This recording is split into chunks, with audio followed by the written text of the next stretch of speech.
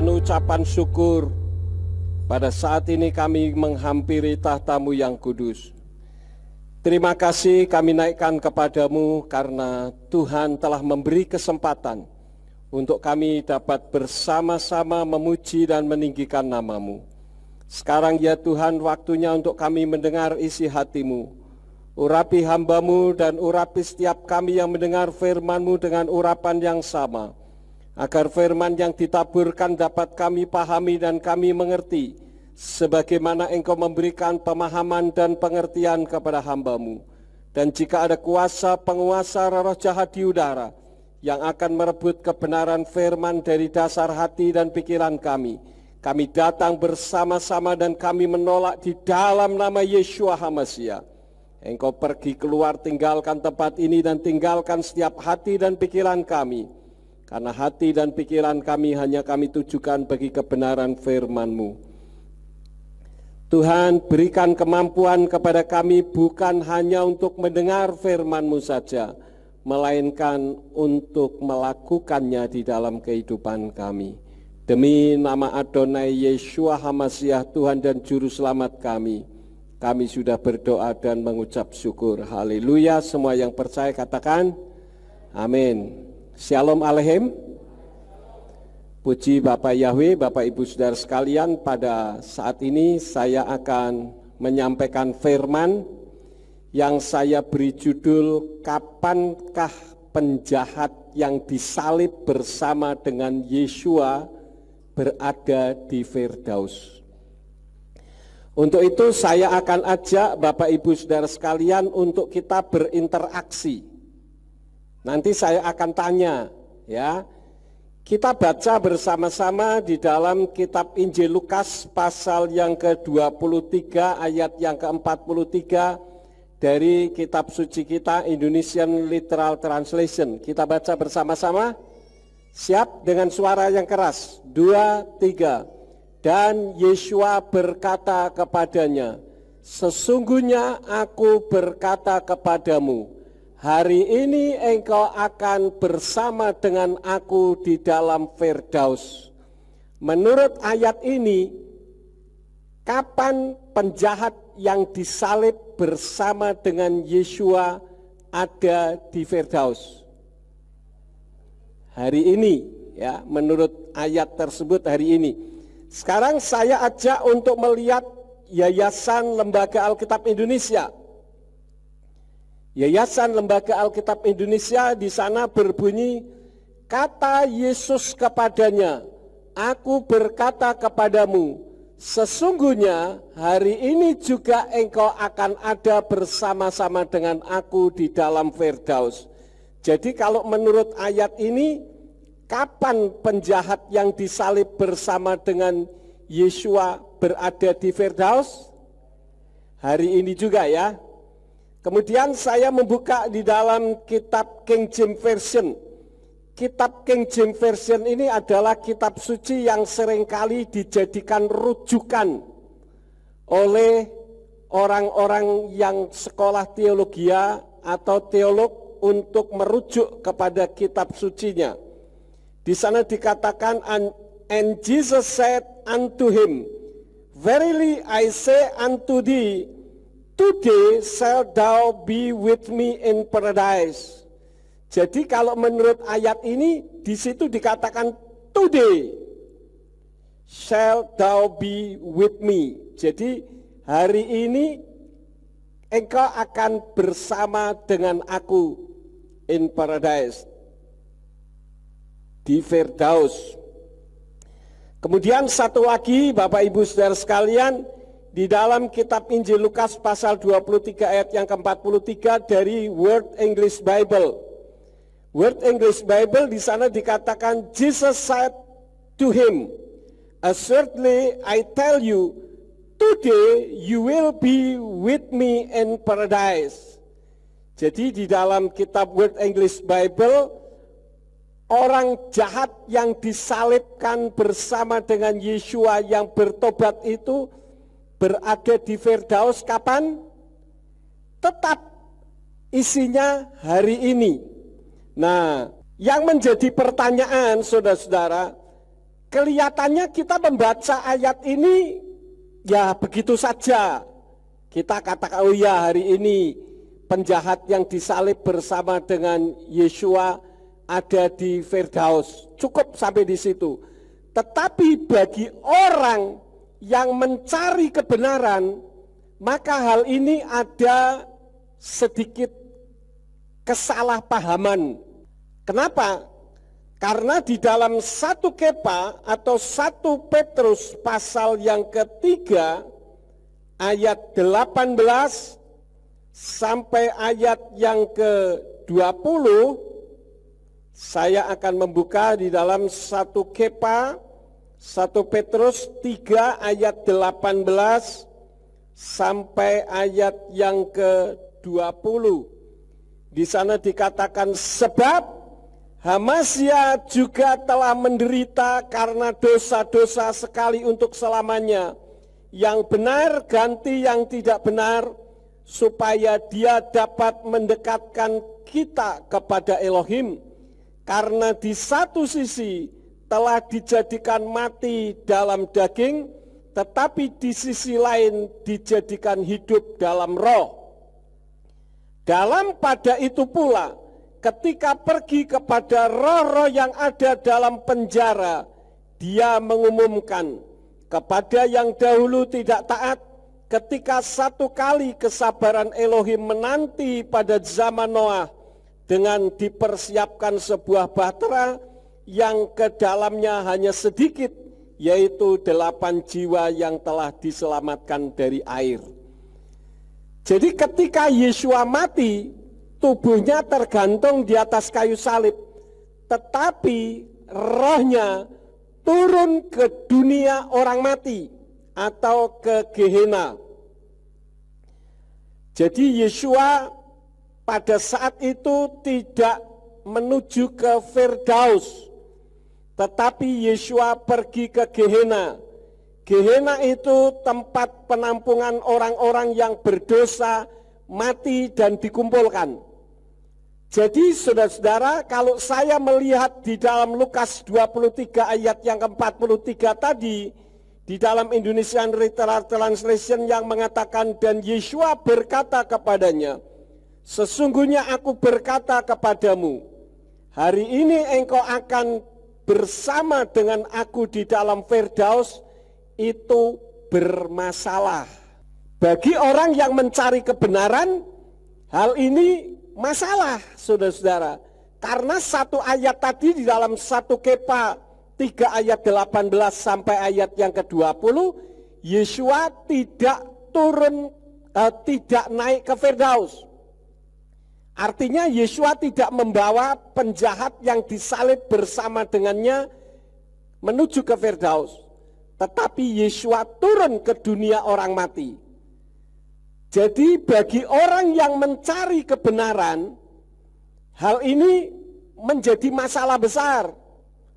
Tetapi bagi orang yang mencari kesalahan, ini menjadi satu kesempatan untuk mempersalahkan kekristenan. Paham saudara-saudara? Jadi ini tidak boleh dianggap enteng. Jangan saudara pikir, oh, kalau menurut ayat ini dikatakan sesungguhnya aku berkata kepadamu, hari ini engkau akan bersama dengan aku di dalam Firdaus, berarti hari itu penjahat yang disalib bersama dengan Yeshua ada di Firdaus. Kalau membaca hanya seperti itu, ya. Tetapi kalau diklarifikasikan dengan 1 Kepa 3 ayat yang ke-18 sampai ayat yang ke-20, jelas berbeda. Nah, kalau terjadi perbedaan ini, kalau orang yang mencari kelemahan, maka orang akan mengatakan bahwa Yeshua itu bukan Tuhan, karena dia mengucapkan kata-kata yang salah. Betul, saudara-saudara? Betul enggak? Betul. Karena Yeshua ngomongnya salah. Hari ini engkau akan ada bersama dengan aku di Firdaus. Padahal hari ini Yeshua turun ke dunia orang mati. Itu yang pertama. Yang kedua, kita melihat di dalam kitab Matius pasal yang ke-12 ayat yang ke-40. Kitab Matius 12 ayat yang ke-40, saudara baca bersama dengan saya dengan suara yang keras ya. Siap? 2, 3. Sebab sebagaimana Yona berada di dalam perut ikan 3 hari dan 3 malam, demikianlah anak manusia akan berada di dalam rahim bumi 3 hari dan 3 malam. Jadi kalau diklarifikasikan juga dengan ayat ini, ucapan Yeshua yang mengatakan, pada hari ini engkau akan ada bersama dengan aku di Firdaus, cocok atau tidak? Tidak cocok, saudara-saudara. Jadi kita jangan menganggap ini sesuatu yang biasa. Bagi saya yang menyelidiki kitab suci, ini bukan biasa tetapi luar biasa. Dan ini menimbulkan tanda tanya besar. Kalau Yeshua menubuatkan salah, berarti dia bukan Tuhan. Padahal kita semua mengakui seperti apa yang saya sudah sampaikan dalam peran 3 berganda seri 1, seri 2, seri 3, Yeshua sudah pasti 100% dia adalah Elohim, yaitu Bapa Yahweh yang berwujud seperti manusia turun ke atas muka bumi ini untuk menjadi dafar atau firman yang hidup, supaya setiap orang yang percaya kepadanya tidak binasa, melainkan beroleh hidup kekal selama-lamanya. Bagaimana mungkin Tuhan menyampaikan kata-kata yang salah? Ini yang jadi bahan pemikiran kita, saudara-saudara. Jadi sesuai dengan kitab Matius 12 ayat yang ke-40 tadi, Yeshua harus ada di dalam bumi 3 hari 3 malam. Nah sekarang yang jadi pertanyaannya, hari apa Yeshua HaMasyiah mati? Pemahaman kita selama ini, Yeshua mati hari apa saudara-saudara? Hari Jumat, dan bangkit hari Minggu. Mati hari Jumat, bangkit hari Minggu, pagi-pagi benar. Sudah ada 3 hari 3 malam atau belum? Belum. Wah ini tambah puyeng lagi saudara-saudara. Dan banyak orang yang tidak mampu menyingkapkan. Oleh karena itulah pada hari ini saya ingin menyingkapkan sebuah rahasia kebenaran firman. Kenapa Yeshua mengatakan, hari ini engkau bersama-sama dengan aku di Firdaus. Padahal dia sendiri juga mengatakan, aku harus ada di perut bumi 3 hari 3 malam, seperti Yonah ada di dalam perut ikan. Betul enggak saudara-saudara? Betul ya? Nah, oleh karena itu, mari kita membuka di dalam kitab Markus pasal 15 ayat yang ke-24 sampai ayat yang ke-25. Saya ajak saudara membuka di dalam Markus pasal 15 ayat 24 sampai 25. Saya akan baca demikian bunyinya. Dan setelah menyalibkan dia, mereka membagi-bagi jubahnya dengan membuang undi atas mereka apa yang dapat masing-masing peroleh. Dan saat itu jam ketiga dan mereka telah menyalibkan dia. Di dalam kitab Brit Kadasa atau kitab suci berbahasa Ibrani, di sana berbunyi Wahaet asyer salfu oto hayeta hasa'a haslisit, yang kalau diterjemahkan dikonvertkan dengan Indonesian Literal Translation berbunyi, dan saat itu jam ketiga dan mereka telah menyalibkan dia. Jam ketiga itu jam 9 pagi saudara-saudara. Kalau sesuai dengan kitab yang berbahasa Ibrani terjemahannya, dan saat mereka menyalibkan bersamanya adalah jam ketiga. Jam ketiga itu jam 9 pagi. Jadi Yesua mulai disalibkan jam berapa? Jam 9 pagi.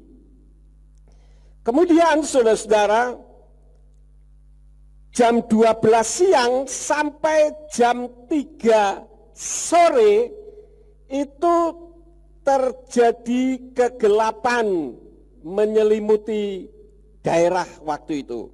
Untuk itu saya akan ajak Bapak Ibu Saudara sekalian untuk membuka di dalam kitab Matius pasal yang ke-27 ayat yang ke-45.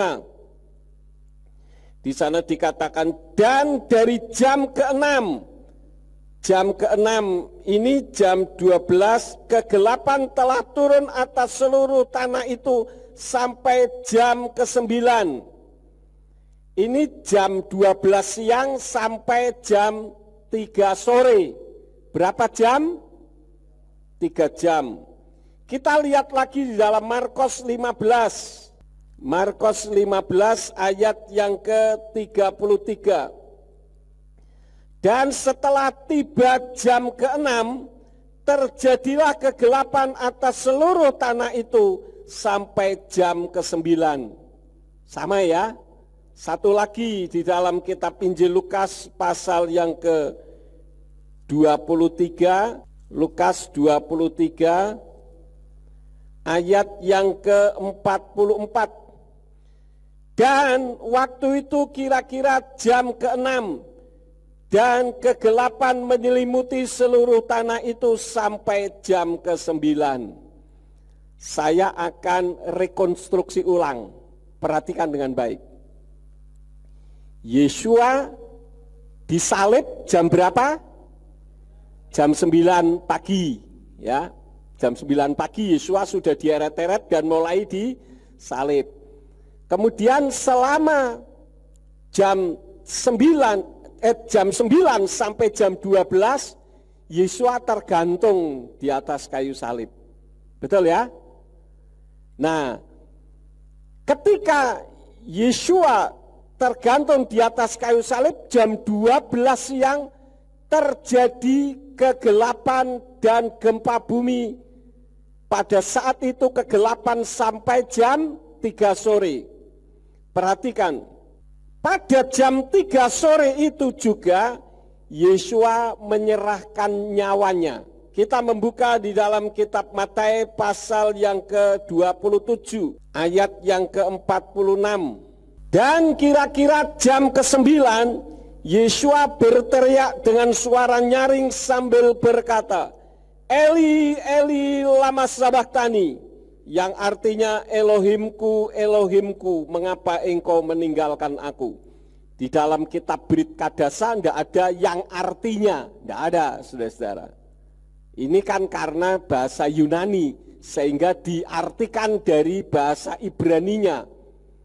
Tetapi kalau saudara membaca Brit Kadasa, yaitu perjanjian baru dalam bahasa Ibrani, tidak ada kata-kata yang artinya, itu tidak ada. Kemudian kita membuka lagi di dalam kitab Markus pasal yang ke-15 ayat yang ke-34. Dan pada jam ke-9 berserulah Yesua dengan suara nyaring seraya berkata, Eloi, Eloi, lama sabachthani, yang bila diterjemahkan berarti Elohimku, Elohimku, mengapa engkau meninggalkan aku. Eloi dengan Elohi, kalau di sini menggunakan kata Eli dan Eloi, itu hanya bahasa Aram dan bahasa Hebrew. Jadi tidak ada masalah, artinya sama, yaitu Elohimku, Elohimku. Jadi Bapak Ibu Saudara sekalian, dari ayat ini kita tahu bahwa Yesua menyerahkan nyawanya pada pukul berapa, saudara-saudara? 3 sore. Ketika Yesua menyerahkan nyawanya, Yesua mati atau tidak? Secara tubuh mati atau tidak? Mati. Ya, Yesua menyerahkan nyawanya. Berarti Yesua mati pada pukul 3 sore. Nah, sekarang kenapa orang beralasan bahwa Yesua mati hari Jumat dan bangkit pada hari Minggu? Mereka juga menggunakan ayat. Karena itu saya akan mengajar kepada saudara untuk memperhatikan firman berdasarkan isi kitab suci, tidak katanya. Kalau selama ini yang orang berpikir Yesua mati pada hari Jumat dan bangkit pada hari Minggu, itu katanya. Kalau menurut pendapat saya, itu katanya, bukan kata firman. Sekarang coba perhatikan di dalam kitab Markus pasal 15 ayat yang ke-42. Ini yang dijadikan alasan kenapa Yesua mati pada hari Jumat. Di situ dikatakan, dan sesudah menjelang malam, karena itu adalah hari persiapan, yaitu hari sebelum Sabat. Hari sebelum Sabat, Eref Sabat, permulaan Sabat. Kita ada ibadah Eref Sabat, kita ada ibadah permulaan Sabat, artinya mulai memasuki Sabat. Dan saya ingatkan bahwa almanak penanggalan Ibrani pergantian hari itu tidak pukul 12 dini hari seperti kita yang menggunakan almanak kalender Gregorian, tetapi dipindah pada pukul 6 sore atau pukul 18. Jadi ada perbedaan berapa jam saudara-saudara? 6 jam. Kalau almanak penanggalan Ibrani mulainya jam 6 sore. Tapi kalau Gregorian jam 12 dini hari. Itulah sebabnya kita mengadakan ibadah Eref Sabat jam berapa? 6:30 sore. Artinya itu mulai memasuki Sabat. Maka disebut Eref Sabat, permulaan Sabat. Jadi karena ada kalimat yang mengatakan bahwa hari persiapan yaitu hari sebelum Sabat, maka orang berpikir bahwa Yesua mati pada hari Jumat. Ya, karena ada istilah persiapan hari menjelang Sabat. Padahal saudara-saudara, Sabat yang dimaksud di dalam ayat ini itu bukan Sabat mingguan yang jatuh setiap hari Jumat mulai pukul 18 sore, bukan itu. Tetapi itu adalah Sabat Hagadol atau Sabat besar, hari perhentian. Dan Sabat besar atau Sabat Hagadol ini bisa jatuh pada hari apa saja. Bisa jatuh hari Senin, hari Selasa, hari Rabu, hari Kamis, dan selanjutnya. Loh, kenapa bisa begitu, Pak? Karena hari Sabat Hagadol ini disesuaikan dengan jatuhnya 7 hari raya. Jadi kalau hari raya 7 hari raya itu jatuhnya tidak hari Sabtu, maka hari itu dijadikan hari Sabat besar atau hari Sabat perhentian yang disebut dengan Sabat Hagadol. Sampai di sini saudara paham? Jadi ada 2 Sabat ya.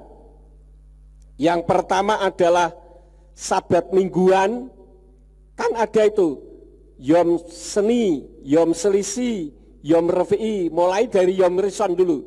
Yom Rison itu hari apa? Minggu. Yom Seni, Yom Selisi, Yom Revi'i, Yom Kamisi, Yom Sisi, kemudian Yom Sabat. Itu hari Sabat. Itu hari yang ke-7 ya.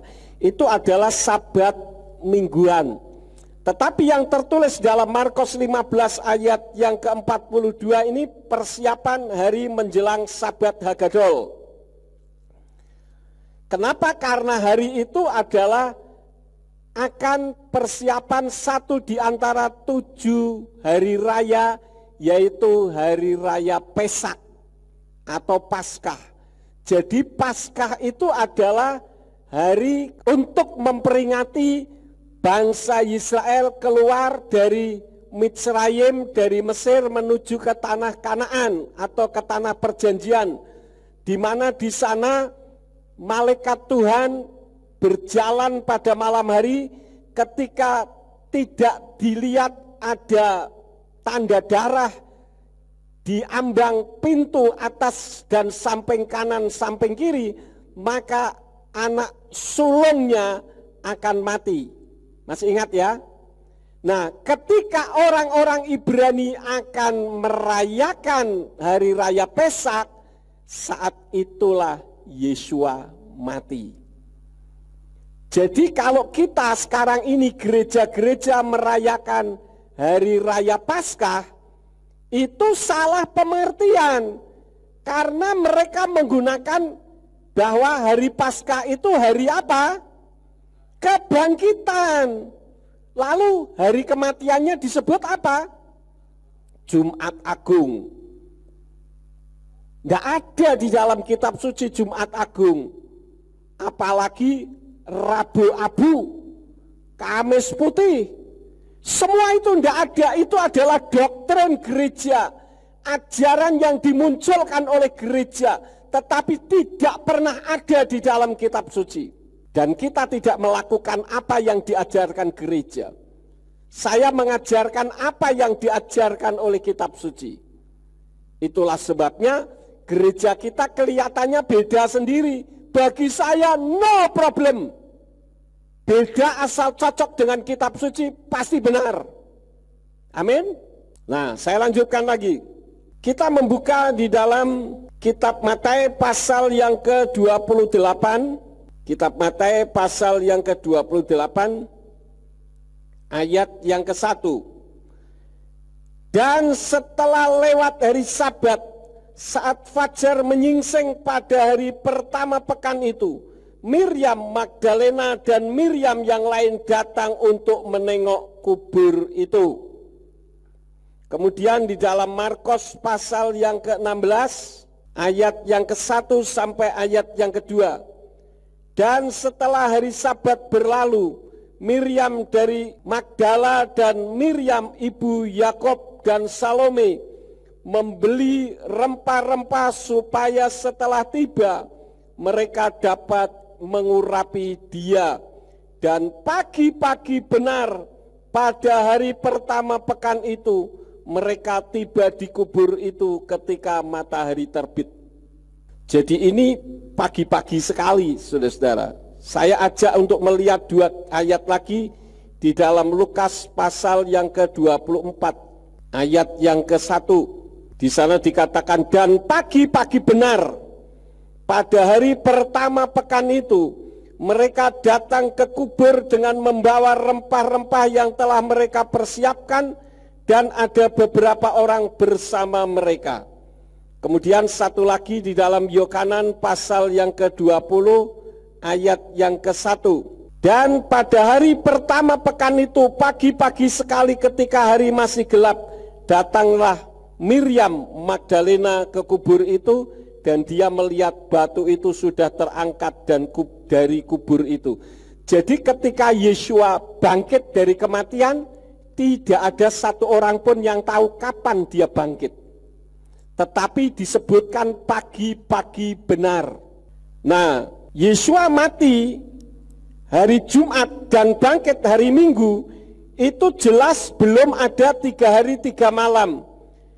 Dan dikatakan di dalam Matius pasal yang ke-28 tadi, di sana dikatakan pagi-pagi itu, dan setelah lewat hari Sabat saat fajar menyingsing pada hari pertama pekan itu, Miriam Magdalena dan Miriam yang lain datang untuk menengok kubur itu. Tadi pada saat Yesua mati kan menjelang Sabat. Tapi di sini dikatakan setelah lewat hari Sabat, berarti hari Minggunya. Nah, ini ada dua Sabat yang berbeda. Disinilah yang seringkali para pendeta tidak mampu menyingkapkannya. Kenapa bisa terjadi seperti itu? Karena ada kata Sabat di situ. Tetapi saya ingin menyampaikan sekali lagi bahwa menurut almanak penanggalan Ibrani, orang Yahudi itu mempunyai dua Sabat. Yang pertama adalah Sabat mingguan yang jatuh setiap hari Sabtu, dan Sabat gadol yang bisa jatuh pada hari apa saja. Sampai di sini saudara paham? Mana buktinya kalau ada Sabat Hagadol? Kita membuka di dalam kitab Imamat pasal yang ke-16 ayat yang ke-31. Imamat 16 ayat yang ke-31. Di dalam kitab berbahasa Ibrani di sana berbunyi Sabat Sabaton hilakem et nafsotaikem kukat ulam. Kata ini diartikan itulah Sabat perhentian. Di sana ada kata Sabat Sabaton. Sabat Sabaton itu adalah Sabat besar atau Sabat perhentian. Jadi terjemahnya itulah Sabat perhentian bagimu, dan kamu harus merendahkan jiwamu suatu ketetapan selamanya. Jadi Bapak Ibu Saudara sekalian, yang dimaksud di sini adalah hari biasa dijadikan hari Sabat karena ada perayaan 7 hari raya tadi. Dan pada saat itu adalah saat di mana orang-orang Ibrani akan merayakan Sabat Hagadol, yaitu Pesak, Yeshua mati. Jadi kapan Yeshua mati kalau seperti itu? Yeshua mati adalah 3 jam menjelang Paskah atau Pesak, Sabat Hagadol. Karena tadi dikatakan Yeshua mati pada pukul berapa? 3 sore. Artinya 3 jam sebelum masuk Sabat, ya, yang disebut dengan hari perhentian. Tadi ayatnya di dalam Yohanan pasal yang ke-19, kita lihat saja ayatnya sekali lagi. Yohanan 19 ayat yang ke-31 sampai 34. Kemudian agar mayat-mayat itu tidak tetap di atas salib pada hari Sabat, karena itu adalah hari persiapan. Sebab hari itu adalah hari Sabat yang agung, bukan hari Sabat biasa, tapi hari Sabat yang agung, hari Sabat besar, Sabat Hagadol. Maka mereka meminta kepada Pilatus agar kaki-kaki mereka dipatahkan dan mereka harus dibawa pergi. Lalu datanglah para prajurit dan benar-benar mematahkan kaki orang yang pertama dan orang yang lain yang disalibkan bersama dia. Karena supaya mati, sehingga segera bisa dimakamkan. Namun ketika tiba pada Yeshua, saat mereka melihat dia sudah mati, mereka tidak mematahkan kakinya, akan tetapi seorang dari prajurit itu menikam lambungnya dengan sebuah tombak, dan seketika itu juga keluarlah darah dan air. Dan ketika kaki Yeshua tidak dipatahkan, itu juga menggenapi nubuatan kitab para nabi, bahwa Yeshua tidak ada yang dipatahkan tulangnya. Nah, Bapak Ibu Saudara sekalian, dengan demikian maka Yeshua matinya pada hari Rabu sebelum jam 18 sore. Kenapa? Karena saat itu tanggal 13 Nisan. Sedangkan Pesak jatuh pada tanggal berapa? 14 Nisan. Ya. Jadi skemanya seperti ini, saudara-saudara. Jadi ini Rabu sebelum jam 18, kan 3 jam sebelum apa namanya? Sebelum Sabat, ya. Jadi ada di sini. Ini Yeshua mati. Kemudian Yesua bangkit di sini. Perhatikan, bangkitnya Yesua yang disebutkan setelah jam 6 sore, bisa saja Yesua mati jam 8 malam, bangkit jam 8 malam, Yesua bisa bangkit jam 11 malam, Yesua bisa bangkit jam 1 dini hari, ataupun jam 2 dini hari, yang jelas setelah melewati Sabat. Karena dihitungnya mulai pukul 18. Jadi yang benar adalah hari Rabu sebelum jam 18 Yesua mati, kemudian bangkit pada hari Rison pagi-pagi benar, jam 7 malam itu sudah masuk Rison, Yom Rison atau hari Minggu setelah melewati Sabat. Jadi kalau demikian berarti Yesua benar ada di dalam perut bumi berapa hari? 3 hari. Yang pertama hari Kamisnya, yang kedua hari Jumatnya, yang ketiga hari Sabtunya, dan Yesua bangkit di sini. Sampai di sini bisa dipahami saudara-saudara? Jadi apa yang dinubuatkan oleh Yesua tidak pernah salah, saudara-saudara. Artinya Yesua betul-betul adalah Tuhan yang tidak salah di dalam menyampaikan setiap kali ucapan kalimat yang diucapkan dari bibirnya.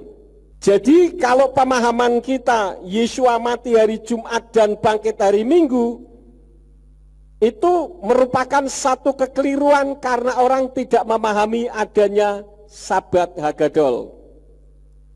Jadi Yesua baru bangkit hari ketiga. Ya, kita membuka ayatnya di dalam kitab Injil Lukas pasal yang ke-24. Kitab Injil Lukas pasal yang ke-24. Ayat 1 sampai ayat yang ke-7, saya akan baca, perhatikan kitab suci saudara. Dan pagi-pagi benar pada hari pertama pekan itu, mereka datang ke kubur dengan membawa rempah-rempah yang telah mereka persiapkan. Dan ada beberapa orang bersama mereka. Namun mereka mendapati batu yang sudah terguling dari kubur itu. Jadi tidak ada yang tahu, saudara. Dan setelah masuk, mereka tidak menemukan jenazah Tuhan Yesua, dan terjadilah sementara mereka kebingungan mengenai hal ini, maka tampaklah 2 orang berdiri di dekat mereka dengan pakaian yang berkilau-kilauan.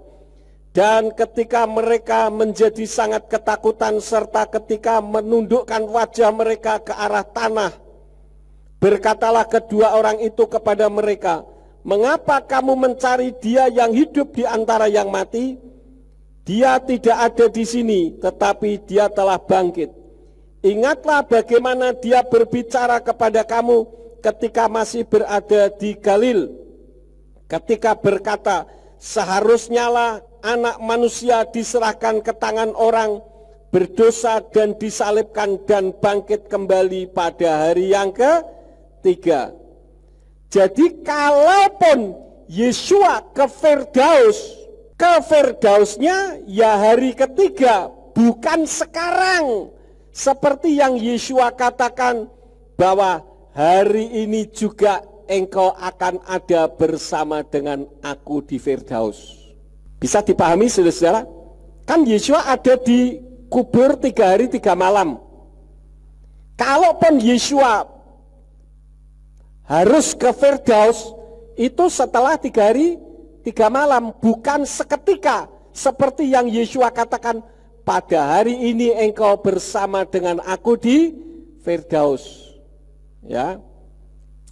Ada orang yang menyanggah begini, Pak, tapi kan orang mati langsung dibawa ke Firdaus. Ayatnya di mana? Mari kita membuka di dalam kitab Injil Lukas pasal yang ke-16. Ayat yang ke-23. Di sana dikatakan, dan di alam maut ketika mengangkat matanya sementara berada dalam siksaan, dari jauh dia melihat Abraham dan Lazarus di pangkuannya. Mulai ayat 22 yang lebih jelas ya. Ayat 22 dari Lukas 16. Dan terjadilah bahwa orang miskin itu meninggal dan dia dibawa oleh para malaikat ke pangkuan Abraham, dan orang kaya itu juga meninggal dan dikuburkan. Ayat ini yang dikatakan bahwa ketika orang mati maka langsung dibawa malaikat menuju ke Firdaus.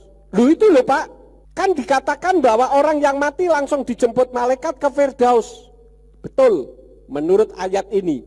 Tetapi yang jadi masalahnya di dalam Lukas 16 ayat yang ke-23, yang jadi penekanannya bukan hari ininya, melainkan hari ini bersama dengan aku, yang Yesua tadi katakan pertama. Di ayat mana itu? Betul ya? Lukas 23 ayat 43. Dan Yesua berkata kepadanya, sesungguhnya aku berkata kepadamu, hari ini engkau akan bersama dengan aku di Firdaus. Hari ini engkau bersama dengan aku. Padahal Yesua harus ada di kubur 3 hari 3 malam. Ayat yang tadi dikatakan bahwa orang yang mati dibawa malaikat ke pangkuan Bapak Abraham itu di Firdaus.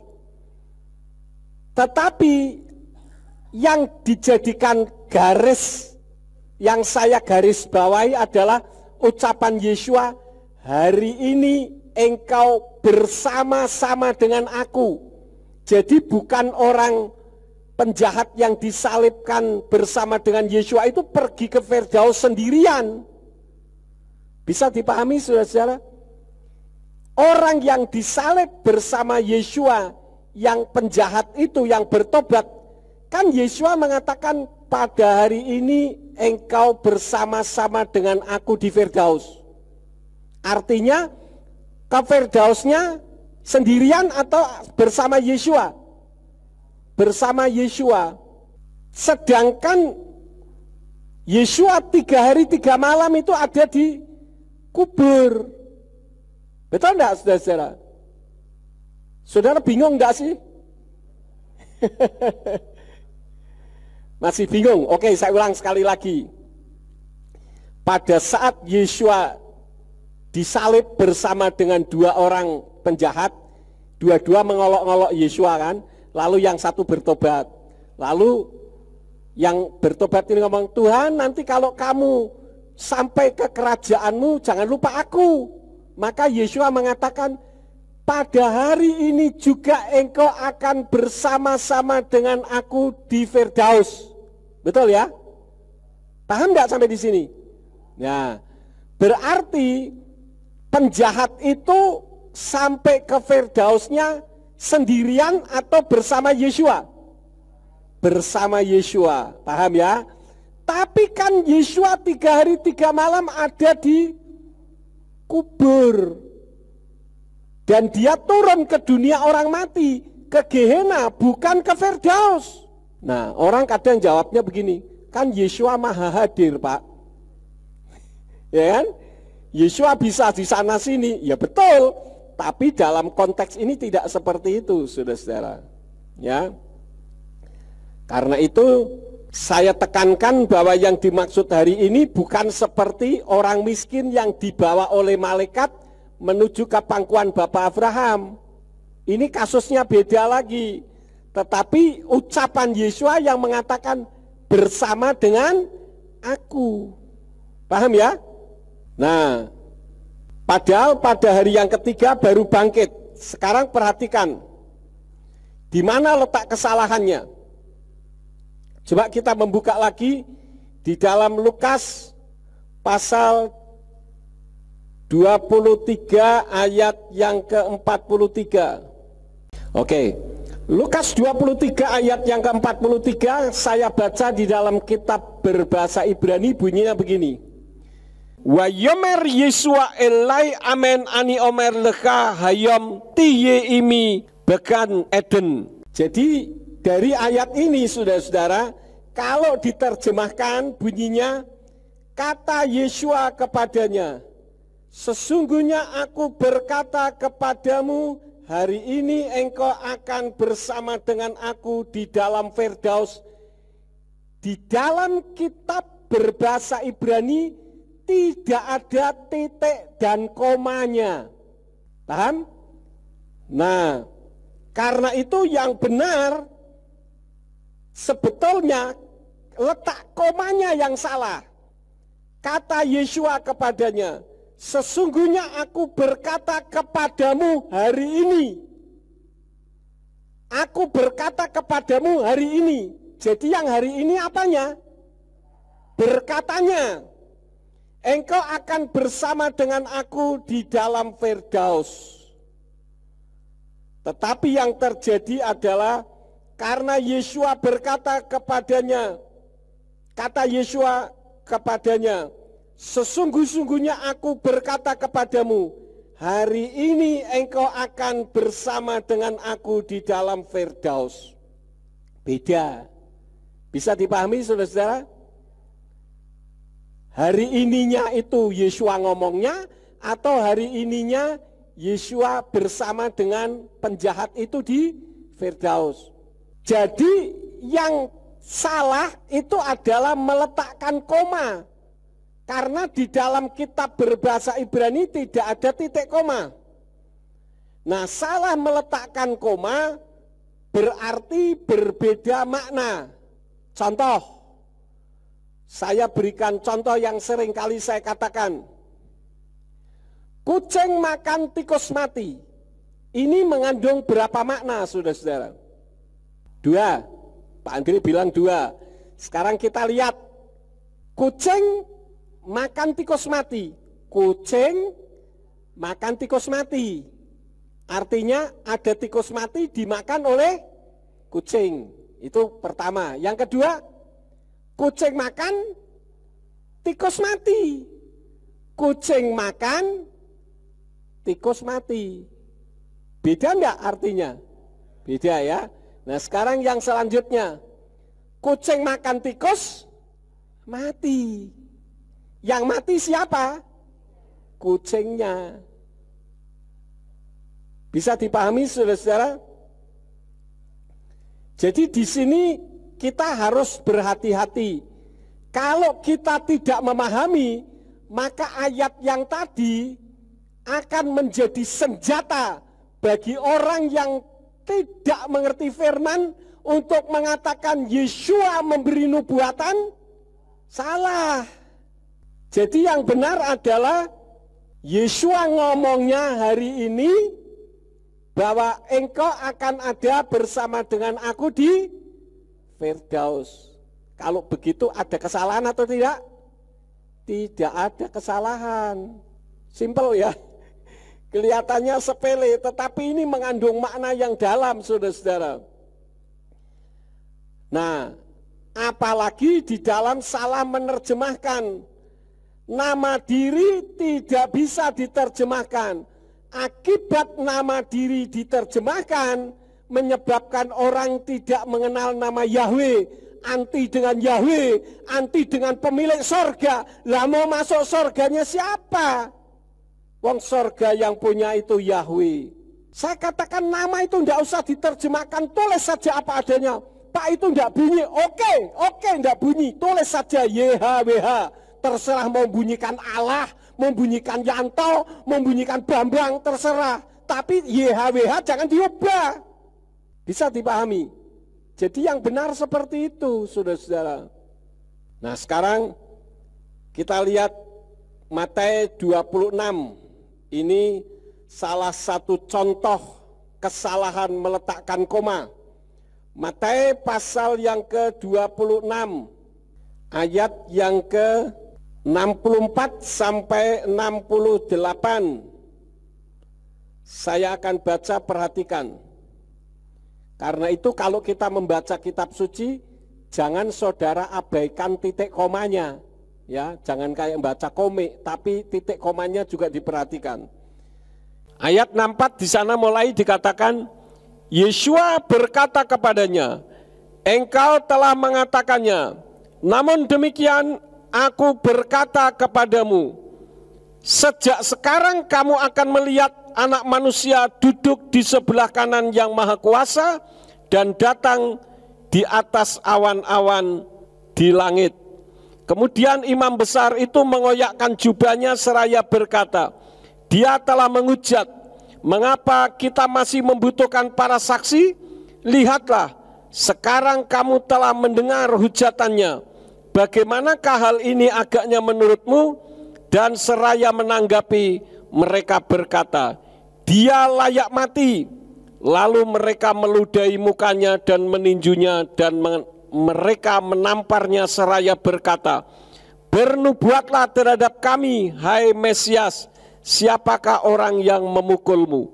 Ini adalah satu kejadian ketika Yeshua di hadapan mahkamah agama.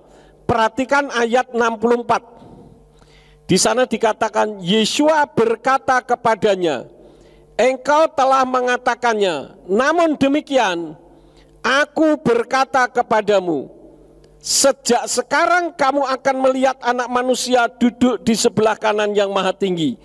Jadi kalau menurut ayat ini, sejak sekarang kamu akan melihat Anak Manusia duduk di sebelah kanan yang Maha Kuasa. Padahal saat itu Yeshua belum duduk di sebelah kanan yang Maha Kuasa, dia masih dihakimi. Nah, Bapak Ibu Saudara sekalian, di dalam kitab Yayasan Lembaga Alkitab Indonesia juga di sana diterjemahkan ayat yang ke-64. Jawab Yesus, "Engkau telah mengatakannya, akan tetapi aku berkata kepadamu, mulai sekarang kamu akan melihat Anak Manusia duduk di sebelah kanan yang Maha Kuasa dan datang di atas awan-awan di langit." Saya ambil juga di dalam King James Version, di sana dikatakan, Jesus said unto him, "Thou hast said, nevertheless I say unto you, hereafter shall ye see the Son of Man sitting on the right hand of power and coming in the clouds of heaven." Semua terjemahannya sama, saudara-saudara. Jadi mulai sekarang kamu akan melihat Anak Manusia duduk di sebelah kanan yang Maha Kuasa. Padahal Yeshua belum duduk di sebelah yang Maha Kuasa. Nah, kalau saya membaca di dalam kitab berbahasa Ibrani, di sana berbunyi pada ayat yang ke-64. Nah, ini ada, saudara-saudara, bunyinya seperti ini.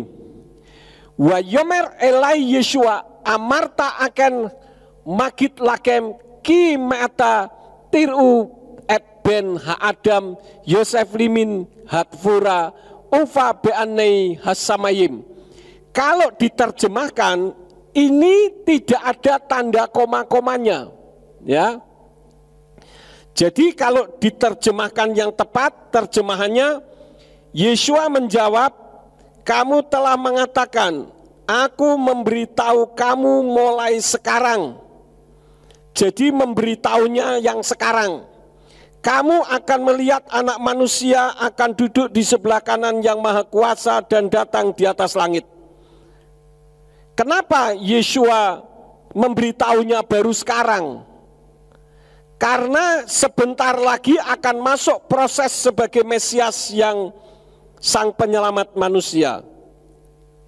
Sebelumnya Yeshua tidak bisa dikatakan sebagai Mesias, karena Yeshua baru bisa menyandang sebagai Mesias kalau dia sudah mati. Karena itu di dalam kitab Matius pasal yang ke-8, kita membuka di dalam kitab Matius pasal yang ke-8 ayat 1 sampai 4, di sana dikatakan begini. Dan setelah dia turun dari bukit, kerumunan orang banyak mengikut dia. Dan nampaklah seorang kusta yang datang menyembah kepadanya sambil berkata, "Tuhan, jika engkau mau, engkau dapat mentahirkan aku."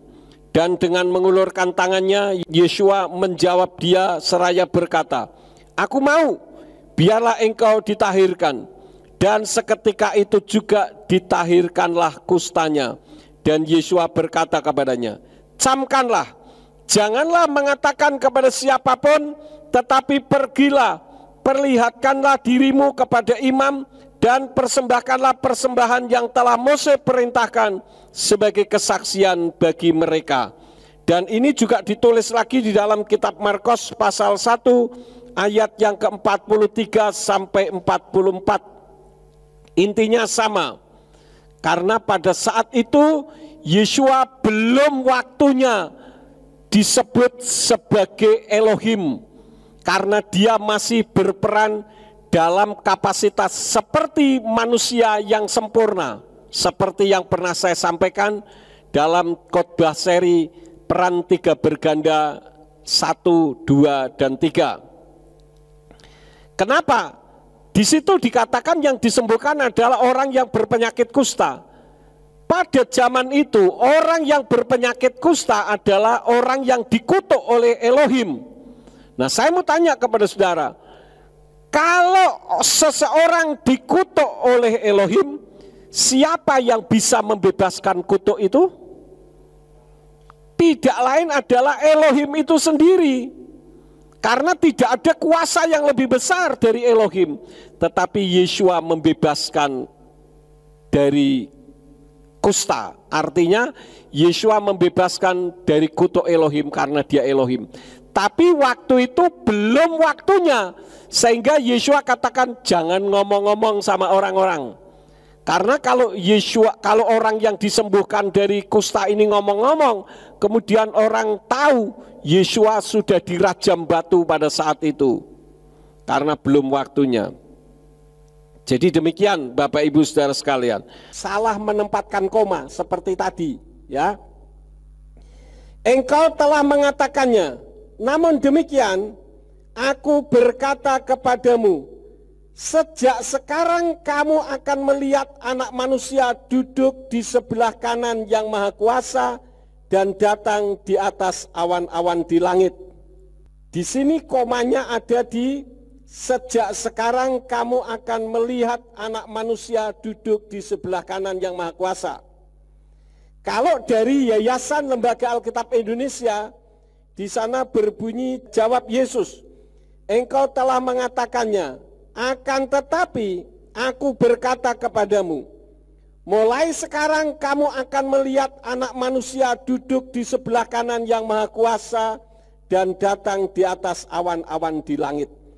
Jadi ketika orang melihat Anak Manusia duduk di sebelah kanan Yang Maha Kuasa itu kapan? Sekarang, ya. Nah, ini akibat kesalahan menaruh koma. Jadi yang Yeshua katakan, coba kita ulang lagi ke depan ya. Di sana dikatakan di dalam Lukas 23 ayat 43, dan Yeshua berkata kepadanya, sesungguhnya aku berkata kepadamu hari ini. Seharusnya seperti itu. Bukan aku berkata kepadamu, hari ini engkau akan bersama dengan aku di Firdaus. Tetapi sesungguhnya aku berkata kepadamu hari ini. Jadi ngomongnya hari ini. Bisa dipahami saudara-saudara? Nah, jadi tidak ada kekeliruan ucapan dari Yeshua. Nah, lalu yang menjadi pertanyaannya, apa aplikasinya bagi kita? Apakah saudara pergi beribadah, saudara mendengarkan pengajaran firman seperti ini, lalu tidak ada maknanya bagi kehidupan kita? Tidak, itu ada maknanya. Saya sebutkan ada 4 aplikasi bagi kita. Yang pertama, gereja pemulihan firman itu memulihkan firman yang salah akibat terjemahan yang tidak tepat. Bukan firmannya yang salah, tetapi terjemahannya yang salah, maka dipulihkan. Meskipun kita beda dengan yang lain, tetapi saya memberikan jaminan bahwa saudara dan saya, kita tidak berada di tempat yang sesat. Orang seluruh Ambarawa boleh mengatakan gereja yang dipimpin Pak Yakub sesat. Go ahead, silahkan. Punya mulut boleh ngomong. Tetapi kalau ditanya seperti tadi belum tentu bisa jawab. Banyak kekeliruan-kekeliruan yang lain. Yang opposite. Apa opposite itu? Bertolak belakang, ya. Bertolak belakang. Misalkan Yeskiel 34 ayat 16. Masih banyak lagi yang lain. Yang terjemahannya bertolak belakang. Tetapi kita memperbaiki kesalahan itu. Makanya disebut gereja pemulihan firman. Dulu waktu saya mau mendirikan yang pertama, banyak tantangan. Orang bilang firman kok dipulihkan. Sok keminter. Loh, yang memulihkan firman siapa? Yang dipulihkan itu firman yang terjemahan, bukan firman yang aslinya. Tapi dasar tukang hakim, tukang menghakimi, ya menang aja. Tapi bagi saya enggak masalah. Saya enggak terkontaminasi 0,01% pun. Orang mau ngomong sesat, silahkan. Saya berkeyakinan karena sesat bersama dengan Bapak Yahweh Besem Yeshua HaMashiach Ruach HaKodes pasti masuk ke Samayim. Pasti masuk ke surga. Jadi itu hal yang pertama ya. Aplikasinya bagi kita tidak usah kita pusingkan dengan omongan orang. Yang kedua, Yeshua HaMashiach itu Yahweh yang kudus, tetapi menyamakan dirinya seperti orang yang paling jahat, agar orang yang paling jahat diselamatkan. Siapa orang yang paling jahat di situ? Siapa orang yang paling jahat di situ? Yang tidak disalib. Siapa yang tidak disalib? Duh, saudara lupa ceritanya. Salibkan dia, lepaskan dia. Yang dilepaskan siapa? Barabas. Itu seharusnya yang mati. Coba kita membuka di dalam Lukas pasal yang ke-23. Lukas 23 ayat 18 sampai 25. Jadi setelah mengajarnya, aku akan melepaskan dia. Adapun pada setiap hari raya, dia berkepentingan untuk melepaskan seorang terpidana bagi mereka. Hari raya, ini ya, ini bicara hari raya, satu di antara 7 perayaan itu. Namun mereka berteriak bersama-sama sambil berkata, singkirkanlah orang ini dan lepaskanlah siapa? Barabas bagi kami. Dia adalah orang yang telah dimasukkan ke dalam penjara sehubungan dengan beberapa pemberontakan dan pembunuhan yang telah terjadi di dalam kota dan selanjutnya.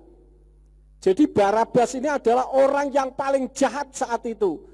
Yeshua rela mati supaya orang yang jahat tidak jadi mati. Dan dia pun rela mati untuk saudara dan saya.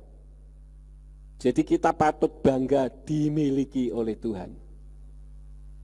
Amin, saudara. Itu hal yang kedua.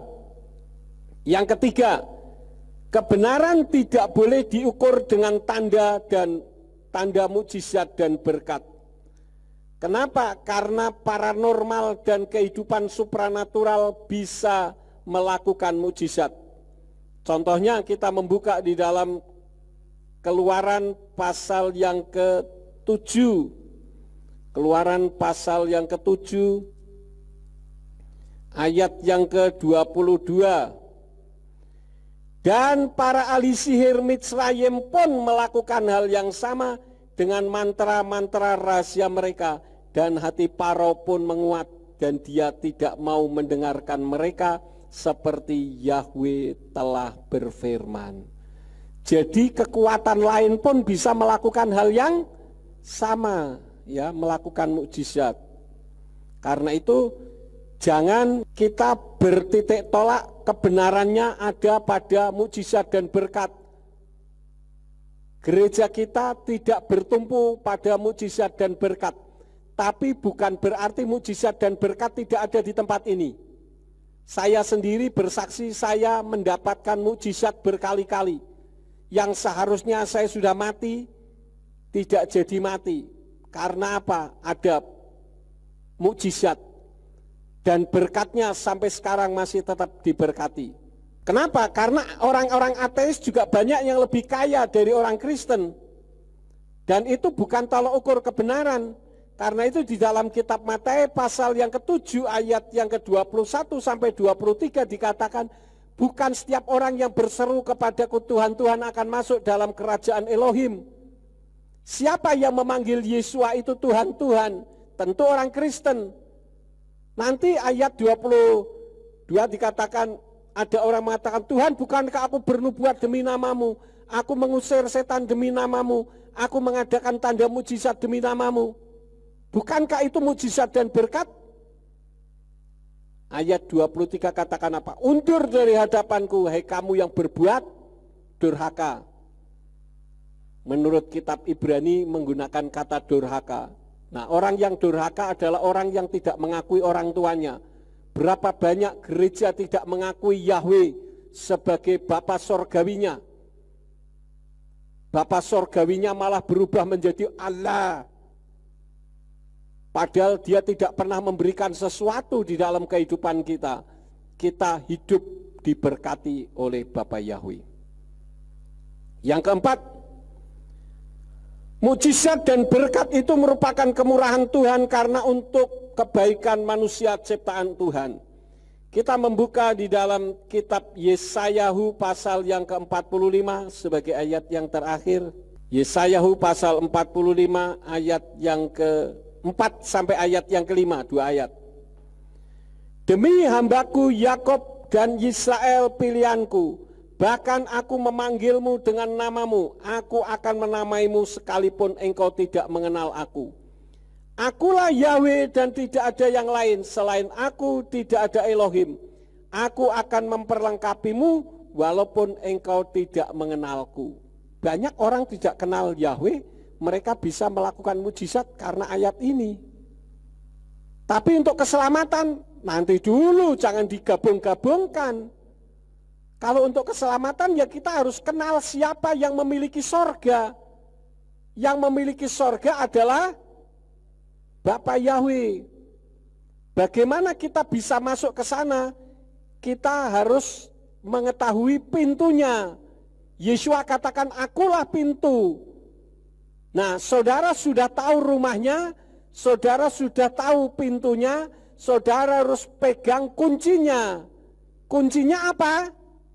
Kasih. Jadi kalau saudara memiliki kasih terhadap sesama, kemudian saudara mengenal Yesua sebagai pintu satu-satunya ke Samayim, ke sorga, dan kita kenal yang memiliki sorga adalah Yahweh, aman. Mau mati kapanpun silahkan, pasti masuk sorga. Amin. Jadi inilah yang saya sampaikan kepada Bapak Ibu Saudara sekalian berkenaan dengan kesalahan penempatan koma. Ya, jadi Yesua tidak pernah salah di dalam menyampaikan kalimatnya karena Yesua adalah Elohim, yaitu Yahweh itu sendiri. Amin buat firman Tuhan. Mari kita bangkit berdiri bersama-sama. Kami semakin paham bahwa Yesua adalah Elohim yang tidak pernah bersalah, tidak pernah keliru di dalam mengucapkan kalimat ataupun kata-kata. Terima kasih Bapa. Kalau sebentar kami akan pulang, kirim malaikat Tuhan untuk menjaga melindungi kami, tibakan sampai di rumah dengan selamat, baik yang di Ambarawa maupun yang keluar kota. Engkau yang akan memimpin dengan malaikat-malaikat Tuhan agar sampai di rumah dengan selamat. Dan apabila sesampainya di rumah kami akan melakukan aktivitas dalam kehidupan kami, apa saja yang diusahakan dan dikerjakan yang tidak bertentangan dengan firman-Mu kiranya dibuatnyalah oleh Engkau berhasil, supaya dengan keberhasilan itu dapat dikembalikan lagi guna hormat dan kemuliaan bagi nama Tuhan. Terima kasih Bapa. Berkati semua yang sudah ambil bagian di dalam pelayanan pada pagi hari ini. Engkau pakai dengan luar biasa. Sekarang berkatilah kami karena kami siap menerima berkat daripadamu. Mari kita angkat kedua belah tangan kita untuk menerima berkat Yahweh. Yefarka Yahweh wa mereka. Yahweh memberkati engkau dan memelihara engkau.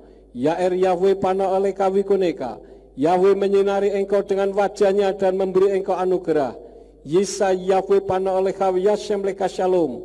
Yahweh menghadapkan wajahnya kepadamu dan memberi engkau damai sejahtera.